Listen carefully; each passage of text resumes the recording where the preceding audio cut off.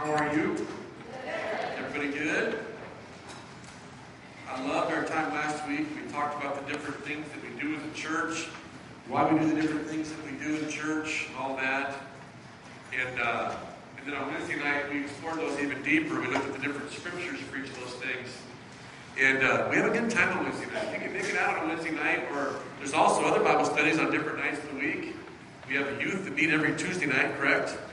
And so there's something for everyone. There's ways to grow.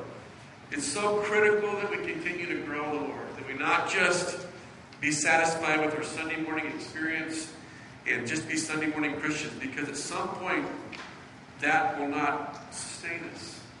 It just won't. I think I've told you guys a story before, but there was a time when I was a principal in Lancaster, and I took a group of seniors. Remember me tell you this story? I took a group of seniors to Colorado for a leadership conference. And while I was at that leadership conference in Colorado, it was a 10-day conference. And I get there and I bring the kids there and I'm like, okay, what do you need me to do? They're like, nothing. We pretty much have it. I go, there's got to be something I can do for 10 days. They go, no, you can sit up there and watch. If you want to sit up there and watch, but we pretty much got it. They learned from congressmen, from members of the CIA, FBI. It was this full-on worldview training for Christian leaders, for young, emerging Christian leaders. I took my seniors there. And I got a picture in my office with these seniors on this trip. I'll never forget this trip. But right next to them, a picture of the seniors on this trip is another picture. It paints an entirely different story. And I've told you the story here before, but it's been quite a while. But it kind of goes with what I want to talk about. Because while I was there for 10 days, I was like, I can't just sit in this room for 10 days. I got to find something to do. So I ventured out. I was in Colorado. And so I went to Denver. I went and saw a Colorado Rockies game. It was August, so I got to see a preseason Monday night football game for the Denver Broncos, and kind of toured around. But the thing that was just dominating the news was this thing called the World Youth Day.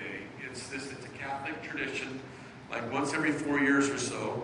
The Pope goes to some city somewhere in the world, and people travel from all over the world, young people, teenagers, kids your age, from all over the world, they travel to be at this event. This event's amazing. And I'm not Catholic. I wasn't Catholic, but I kind of watched it with interest because it was a time, while I wasn't Catholic, I'd worked in the Catholic schools. And so I knew some of the different controversies that were taking place there. There was a lot of pressure on this particular Pope, Pope John Paul, in the summer, I believe, of 1993. And a lot of pressure on him to yield on things like abortion, on all kinds of social issues. And so I did kind of watch with interest to see what he would say. But my gosh, this thing was just, it was amazing. I stayed there where I'd already been twice. They set aside a full 6 days. These youth came every single night, and they just packed that stadium to overflowing. Literally 50, 60,000 teenagers and their leaders every single night. And they said it was one of the most amazing events. And anyway, they're there every single night, Monday night, Tuesday night, Wednesday night, Thursday night, Friday. And on Friday morning, there's a service, and then they do something called a pilgrimage. And so thousands and thousands of people leave that stadium, and they walk 10 miles to this field in Cherry Creek, Colorado.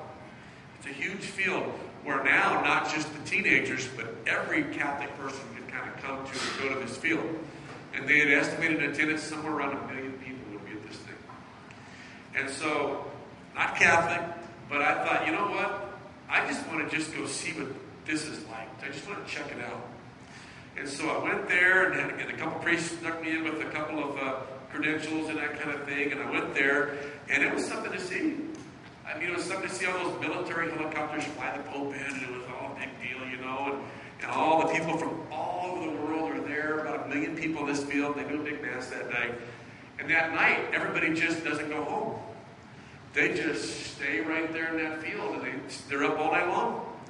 They're playing music on guitars. If you can imagine a camp of 1 million people and about, 60, 70 different nations represented. They're in circles doing folk dances. It's something else to see. Well, the big end of the whole week was the Saturday morning Mass. And that's when the Pope is going to fly back in on his helicopters and everything, There's all these ceremonies and these things, And so it's supposed to start at 9, doesn't start till 10. About 10:30 it really gets going, and it's August. And it's Denver, Colorado, Cherry Creek, Colorado. The elevation's way up here, the temperature's way up here.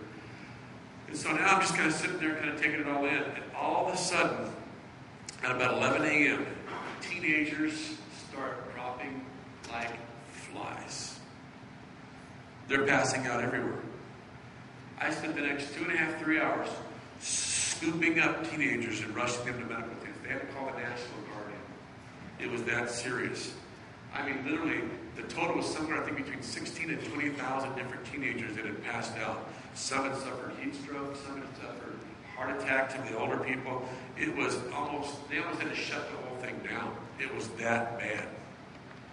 And I remember making my way back to my car and making my way back up to where I was staying, where the kids were at. And I wanted to watch and see what the newspapers had to say, see if they really told what happened, And sure enough, the newspapers came out the next 2 or 3 days. They talked about, the near tragedies that occurred at this event and how it was just, but about the third or fourth day after this was over, the articles were different. Now they start dissecting why those kids started dropping like flies. And basically what it came down to was this. Those kids on Monday, Tuesday, Wednesday, Thursday, Friday, and Saturday, guess what they ate? Junk food, candy bars, potato chips, all that kind of stuff. Red vines. My wife would have been with them with the red vines. All that kind of stuff. And guess what kind of things they drank? Yep. Coke, Pepsi, Diet Coke, Diet Pepsi, orange, soda, Dr. Pepper. I can go down the whole list. I'm just making you thirsty. But there's this whole list of things. And that's what they drank and that's what they ate. Now let me ask you a question. Were they ever hungry? Had all they wanted to eat.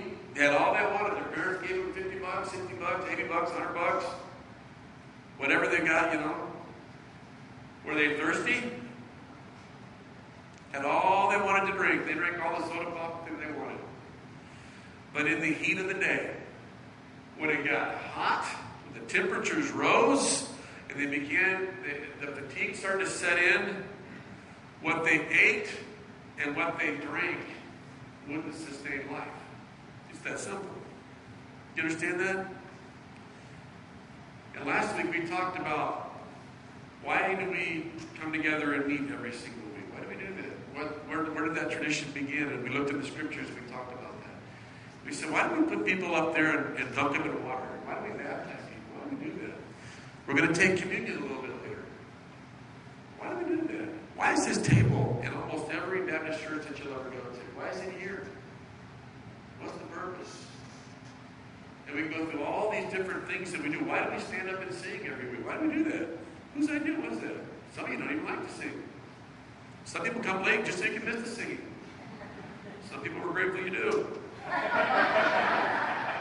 Why does almost every church you go to have about 25, 30 minutes of singing? And then someone stands up and speaks. And there's another song. And there's a rush to the buffet. It's just this tradition. Oh, and why do we meet and greet? Why do we do all that? We talked about that. Remember last week we talked about all that? I hope most of you are going to be not, because that's what we talked about last week. Why do we do those kinds of things? And why do we come together on Sundays? And why does that matter? Why do we have Bible study every Wednesday night? I can be home doing homework with my daughter. I can be doing a lot of things. But some people come here on Wednesday night to study. And quite simply, all those things are what make up our faith. This is what helps us remember and never forget what Jesus did. We usually bring the little ones in when we do communion and we do baptism, so they can see. They can watch us take communion. They can watch us do baptism. They're in here on purpose during the worship so they can see that this is what we do. We worship. We're a people that praise God, and so we sing fun songs and we celebrate our freedom